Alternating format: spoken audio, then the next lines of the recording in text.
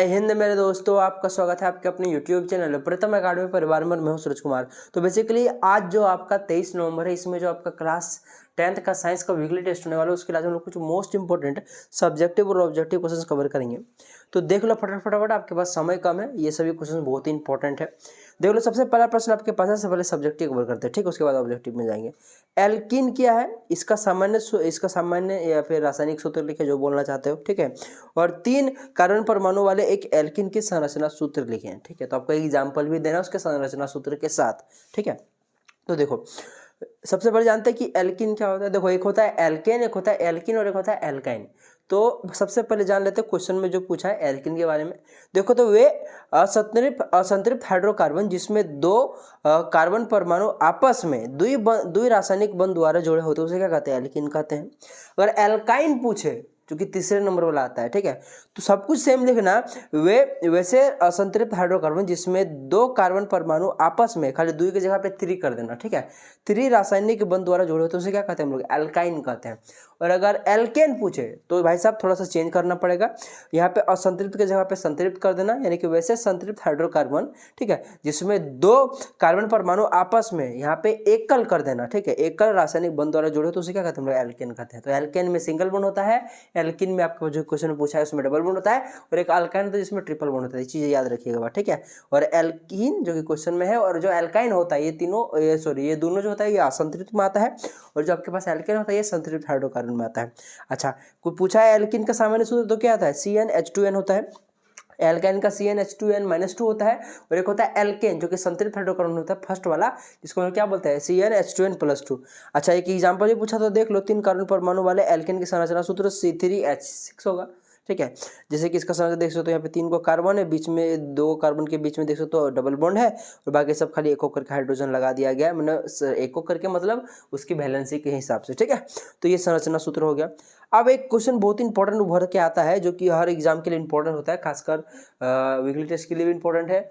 आपका देखा जाए तो आगे चले कॉम्पिटेटिव एग्जाम तैयारी करो तभी इंपॉर्टेंट हो जाएगा, जिसमें अगर ये सिलेबस रहेगा तो ये कार्बन मोनोमर्स से क्वेश्चन आएगा तो, और आपका मेन एग्जाम के लिए बहुत इंपॉर्टेंट है। जस्ट समयवता किसे कहते हैं, पेंटन के समयवों के नाम एवं संरचना सूत्र लिखे, ठीक है। इसी को हम लोग क्या बोलते हैं, आइसोमर्स बोलते हैं, ठीक है। तो खैर देखो ऐसे यौगिक जिसका अणुसूत्र समान हो लेकिन संरचना सूत्र भिन्न, उसे क्या कहते हैं लोग, आइसोमर्स कहते हैं, यानी कि समवय कहते हैं, ठीक है। और ये तो समवय हो गया, लेकिन पूछा था समवयता, तो ये जो टोटल इसका जो प्रोसेस है, यह जो घटना होती है, इसको हम लोग समवयता कहते हैं। तो याद रखना मेरी बात, समवय पूछा है कि समवयता का पूछा है। समवय बोले तो यहाँ तक ही लिखना, और समवयता बोले तो पूरा लिख देना, ठीक है। बस एक लाइन लगाना है कि इस घटना क्या बोलते हैं, समवयता कहते हैं। अच्छा, पेंटन के दिखाए तो 3 समवयता होते हैं। एक होता है नॉर्मल पेंटन, जिसमें देख सकते हो पेंटन का फॉर्मूला क्या होता है, C5, ठीक है। उसके बाद क्या होगा, हाइड्रोजन गिन लो आप लोग, देख सकते हैं यहाँ पे 5 5 10 2 12 C5H12 होता है, ये पेंटन का फॉर्मूला होता है, ठीक है। तो भाई साहब देखो, इसका भी C5H12 है, इसका भी C5H12 है, और इसका भी C5H12 ही है, लेकिन जो इसका संरचना है देखो अलग अलग है। इसमें देख लो कार्बन सीधा सीधा है, इसमें देखो कार्बन नीचे आ गया है, एक देखो इसमें कार्बन किस प्रकार से ये प्लस जैसा बना हुआ है। तो इसको बोलते हैं नॉर्मल पेंटन, इसको बोलते हैं आइसोपेंटन, इसको बोलते हैं नियोपेंटन, जो कि आप लोग 11-12 में बहुत विस्तार से पढ़ेगा, टेंशन लेना बस, अभी आपको इसको संरचना सूत्र को और थोड़ा नाम को याद रखिएगा, बस आपका बस इतना ही काम है।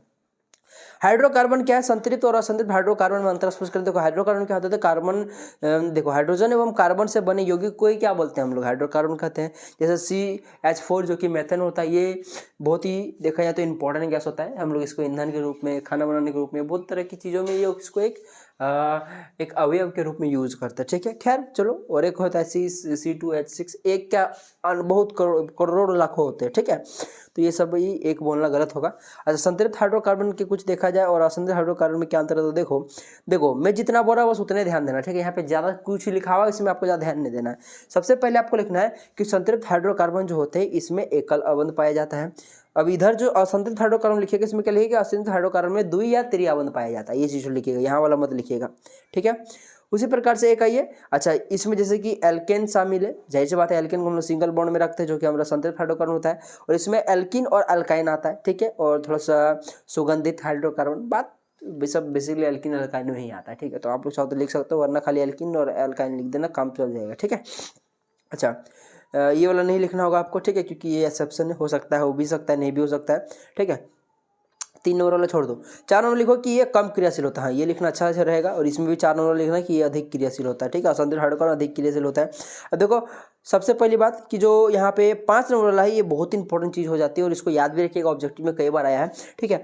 देखो जो संतुलित हाइड्रोकार्बन होता है ये हवा में जलने पर नीली और बिना कालिक वाली लौ निकालती है। यानी कि इसमें क्या होता है कि इसमें जब आप इसको जलाओगे तो ये ज़्यादा पोल्यूशन उत्पन्न नहीं करेगा, बर्तन जिससे उसमें आप बैठा हो तो बर्तन काला नहीं होगा, कालिक उत्पन्न नहीं करेगा, जैसे कि हमारा LPG वगैरह हो गया, ठीक है ना, इसी प्रकार से। जबकि आपके पास ये जो आपके पास असंतुलित हाइड्रोकार्बन है इसमें ऐसा नहीं होता है, इसमें क्या होता है कि ये पीली और कालिक ज्वाला के साथ जलता है, यानी कि इसमें बहुत ज़्यादा पोल्यूशन होता है। आगे बढ़ते हैं, देखो आमतौर पर जीवाश्म ये जो होते हैं, जो आपके पास संतुलित हाइड्रोकार्बन होते हैं इसको हम लोग क्या बोलते हैं, आमतौर पर जीवाश्म पौधे एवं पशु सामग्री से प्राप्त होता है। लेकिन जो असंतुलित हाइड्रोकार्बन होता है ये बेसिकली आमतौर पर पौधे से प्राप्त किया जाता है, ठीक है, वनस्पति तेल वगैरह आप लोग पढ़ोगे अच्छे से, टेंशन है। अच्छा साबुन क्या है, इसके निर्माण के लिए आवश्यक कच्चे पदार्थों के नाम लिखे, बहुत इंपॉर्टेंट क्वेश्चन है। तो देखो लंबे श्रृंखला वाले कार्बोक्सिलिक एसिड बना अम्ल होता है, तो यहाँ पर लिख दो कार्बोक्सिलिक अम्ल, या उच्च वसा वाले अम्लों के सोडियम एवं पोटेशियम लवण ही क्या होता है आपके पास, साबुन होता है। हाँ इतना बड़ा तो आपको थोड़ा सा याद रखना पड़ेगा, ठीक है। अच्छा साबुन को निर्माण के लिए क्या क्या पदार्थ चाहिए, क्या क्या कच्चा सामग्री चाहिए, तो देखो वनस्पति तेल चाहिए या वसा चाहिए, ठीक है। सोडियम वनस्पति तेल में वही वसा होता है, ठीक है, उसमें ही वसा पाया जाता है, तो ये चीज़ समझ में आएगा। सोडियम क्लोराइड हो गया और सोडियम हाइड्रोक्साइड, ठीक है, ये 3 चीज़ें चाहिए। अच्छा कार्बन के अत्यधिक यौगिक के निर्माण का क्या कारण है, ये मैंने कई बार वीडियो में बताया हुआ है, शायद ये मेरा वीडियो 5वां नंबर का वीडियो है, इससे पहले 4 वीडियो लिया हुआ है, नहीं देखे तो देख लीजिएगा प्रत्येक वीडियो को, ठीक है। जैसे आपके पास समय कम है तो अगर समय है तो थोड़ा स्पीड करके देख लीजिए, ठीक है, तो आपके पास ज़्यादा अच्छा रहेगा, तभी आपका क्वेश्चन ज़्यादा से ज़्यादा बनेगा। देखो क्वेश्चन आपके पास बेसिकली कार्बन इतना अधिक क्यों यौगिक बनाता है, ये क्वेश्चन है। तो देखो कार्बन इतने ज़्यादा यौगिक बनाने के अनेक मुख्य रीजन है, पर उसमें से देख लो क्या क्या, जैसे कि कार्बन यौगिक में श्रृंखलन का गुण पाया जाता है, जो कार्बन होता है उसके बीच में श्रृंखलन का गुण पाया जाता है, जो कि मैंने बहुत विस्तार से पहले वीडियो में बताया हुआ, तो जाके देख लीजिएगा। कार्बन की संयोजकता 4 होती है। साथ ही साथ दूसरा क्या देख सकते हो, कार्बन के परमाणु आपस में तथा दूसरे परमाणु के तत्व के परमाणु के साथ एकल द्वितीय तृतीय बंध जुड़े रहते हैं। यानी कि सीधी बोलूँ तो कार्बन के पास जो श्रृंखलन का गुण पाया जाता है उसमें ऐसा होता है कि कार्बन के साथ ही single bond, double bond, triple bond में जुड़ने का उसके पास क्षमता होता है। जैसे एग्जाम्पल में देखो कार्बन सिंगल बॉन्ड में, कार्बन डबल बॉन्ड में, या कार्बन ट्रिपल बॉन्ड में, ये भी लिख लीजिएगा, ठीक है, ऐसे जुड़ने का होता है। साथ ही साथ देखा है तो कार्बन के यौगिक जो होते हैं ये समवायता प्रदर्शित करते हैं, ये मैंने बताया था ना, समवायता, यही चीज़ें होती हैं। और भी कई सारे रीजन्स है, ठीक है, और सबसे बड़ा रीजन तो ये है कि कार्बन में चतुष्परमाणुकता पाया जाता है, ठीक है ना, यानी कि उसकी संयोजकता 4 होती है। चलिए आगे बढ़ते हैं। अच्छा अपरूपता किसे कहते हैं, कार्बन के 2 अपरूपता लिखे। देखो अपरूपता क्या होता है कि जब कोई तत्व, देखो जब कोई तत्व यानी कि कोई एक ही तत्व है जो प्रकृति में विभिन्न विभिन्न भौतिक गुण को विभिन्न रूपों में पाया जाता है, तो इस घटना क्या कहते हैं, अपरूपता कहते हैं। मैंने समझ सीधी बात, उतना डेफिनेशन पर नहीं जाते हैं। देखो जैसे कि आप लोग के अगर मैं बात करूं तो हीरा, कार्बन के 2 अप्रूप, जो कि एक हीरा होता है और एक क्या होता है, ग्रेफाइट होता है। देख लो हीरा और ग्रेफाइट दोनों ही बने हुए मूल कण कार्बन से, ठीक है ना। तो जो हीरा और ग्रेफाइट होता है ये बना किससे, कार्बन से बना हुआ है। लेकिन देख लो हीरा जो कि अत्यंत कठोर है, जबकि जो आपके पास ग्रेफाइट होता है ये बहुत ही भंगुर होता है, ठीक है। तो देख सकते हो डिफरेंस, बना एक ही चीज़ है परंतु दोनों का गुण अलग अलग होता है, ठीक है ना।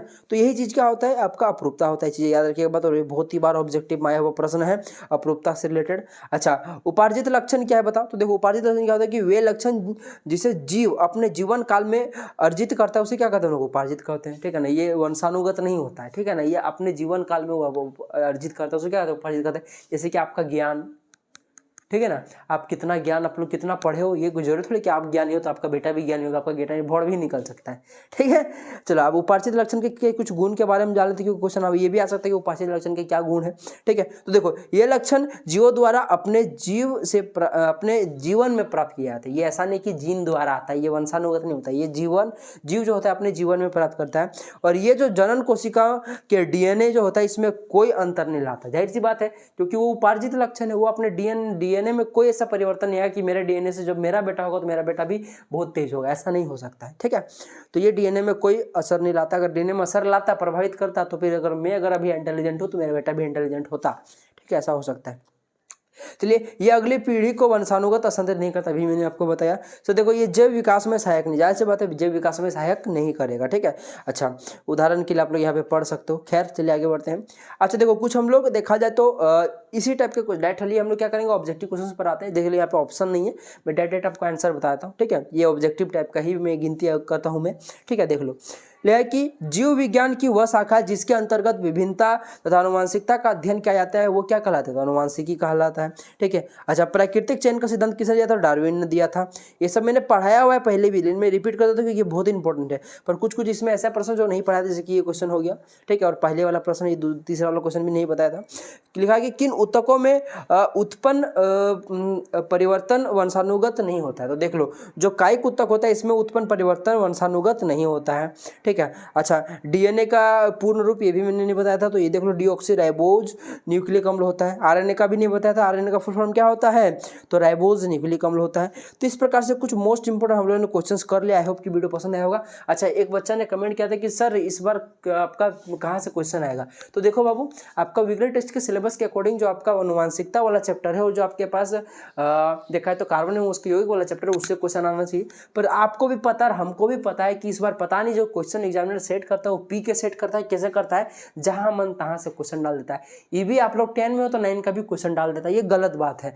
पर हम लोग इसको कुछ नहीं कर सकते। मैं क्या, कोई भी क्रिएटर जो आपके लिए वीडियो बनाता है यूट्यूब में, ठीक है, वो कोई भी नहीं बता सकता कि क्वेश्चन कहाँ से आएगा। तो पर हाँ, हम लोग एक सीक्वेंस में चल सकते हैं। आपका जो सिलेबस है उसके हिसाब से हम लोग इंपॉर्टेंट क्वेश्चन देते हैं। हम लोग सर तो फिर इंपॉर्टेंट क्वेश्चन क्यों दे रहे हो आप लोग, अंदाजा दे रहे हो का, नहीं।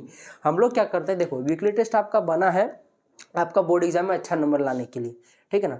तो वीकली टेस्ट बोर्ड में एग्जाम में अच्छा नंबर लाने के लिए बनाई, यानी कि जो बोर्ड एग्जाम में आता है वही सब क्वेश्चन तो वीकली टेस्ट में आएगा ना। तो हमको पता है कि बोर्ड एग्जाम में क्या क्या क्वेश्चन आएगा, ठीक है ना, क्योंकि हमारे पास बहुत सारे बुक्स है, बहुत सारे प्रीवियस ईयर के क्वेश्चन पढ़े हुए। हमको लग रहा है कि अभी मेरे पास 10-15 साल का प्रीवियस ईयर का क्वेश्चन पढ़ा हुआ है, तो उसी के हिसाब से आपको हम क्वेश्चन रेडी करके देते हैं। तो वही चीज़ हम लोग क्या करते हैं, वीकली टेस्ट में भी करा देते हैं।